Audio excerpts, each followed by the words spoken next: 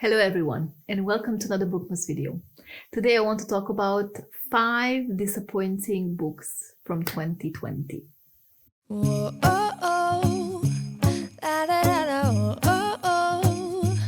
La, da, da, da, oh, oh. La, da, da, da. Making our Christmas memories. These were books I kind of DNF'd, and I want to talk just shortly about why I DNF'd them. I never used to DNF books, but I think 2020 just, I don't know, kind of like made me DNF more books because they kind of put me in a reading slump, and everything was just a big pile of poop sometimes anyway. So I was like, I don't need more books which kind of like put me in a slump. I just want something I can really enjoy to forget or whatever, for whatever reason.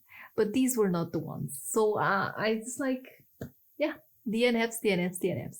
So 5 here. I don't want to talk about all of them because I kind of DNF'd a lot, especially towards the end of the year. For some reason, I was just over some of them. I DNF'd them maybe like 50, 100 pages from the end, which is kind of crazy when you think about it. But when I look at my Goodreads read list, I have some 2-star, couple of 1-star reads there.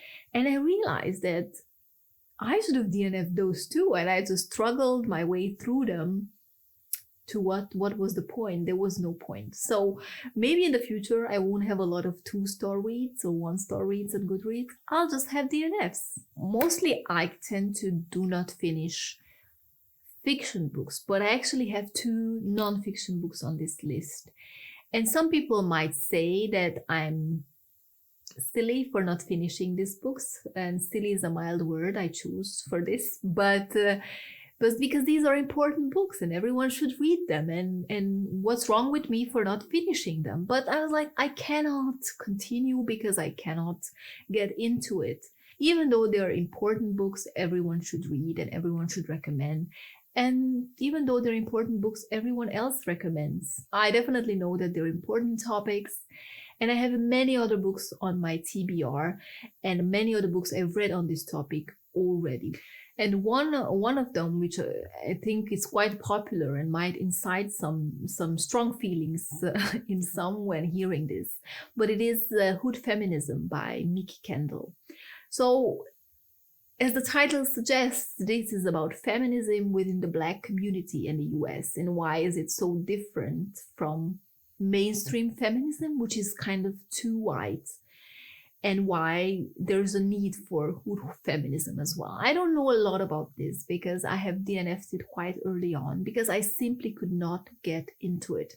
I think it was the writing style which also didn't really gel with me. It was at some points too heavy and academic, and at some points it was too easy, almost memoir-esque in a way. So those two really I couldn't reconcile those two very, very different writing styles. And I don't understand why it wasn't edited, or why it wasn't, I don't know, just follow through within the same voice throughout the book. It had nothing to do with the subject whatsoever. It is an important subject, as I already stressed a couple of times. But it was just something with the language. For me, it was too academic. I couldn't get into it, and I just decided I'm not gonna finish it. So if there are other books out there with this topic, please let me know in the comments below, because I will definitely check them out.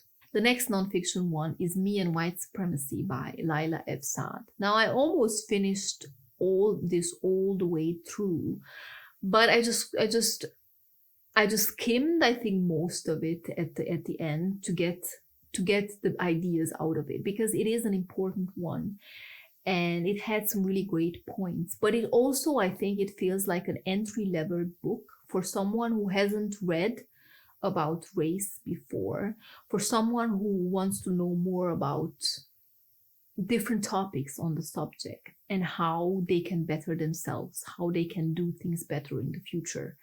And I think, yes, fine, perfect. I, like many other people, have a lot to learn on this subject as well. But I've read so many other books on this topic at this point that I feel that this was just not for me, that many of these topics I was already familiar with it was based on a 30-day Instagram challenge, basically. So the author did this challenge for 30 days where each day she discussed a different topic. And based on this, she made a book. And it felt almost like one of these self-help type of books, which are working great, I think, for many people. But for me, specifically on this subject, now, after I feel like I've read so many other books on this subject, it was just really not working for me. So these two books are definitely not about the subject topic, because yes, I agree, those are important, everyone should read them. It was just me and the books were not a great match, and I think it's fine, even though these are important topics everyone should read about. Let me know if you have read these books and what you thought about it. I'm pretty sure everyone, and I also got some great things out of it, but at the end of the day, I have so many other great books on this subject I really want to get to. For example, I have How to Be an Anti-Racist. I've read this, and I think that was so much better written, and also familiarized myself with a lot of different topics in the same way as me and White Supremacy did as well. And then I have 3 fiction books I want to talk about, and the first one is Middlegame by Seanan McGuire. Now I picked this up because, yes, I wanted to give Seanan McGuire a go. I have never read any of her other books. So I was like, okay, Middlegame sounds like the perfect one because everyone loves it. And I just couldn't get into it. I couldn't get it. I mean, I think I read like halfway through and I was just like, I don't care about these characters. It doesn't really make sense. Nothing is happening. No, we're going nowhere. It was just not for me, I would say.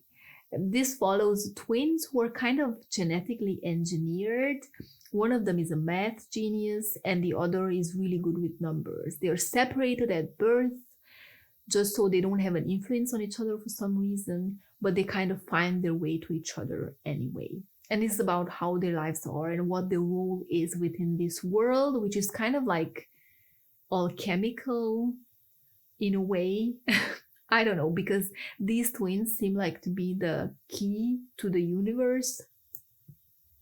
I really don't know. And I really don't care. I don't know. This is just not for me. If you have read it, let me know what you loved about it, because I just couldn't. The next one is one I think it came out this year, and it was also quite well received within the bookish world and especially within the fantasy world. And it is Ninth House by Leigh Bardugo. I have read Leigh Bardugo's previous books, the Grisha trilogy, and I also read the first in the Six of Crows duology. And they were fine, fun reads, easy, fantasy, straightforward.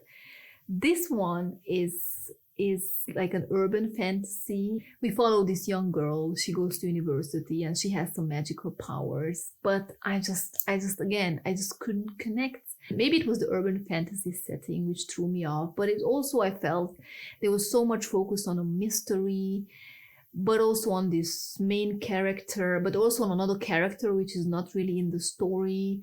I just really didn't care about this academic setting. I think this would be for you if you really like dark academia.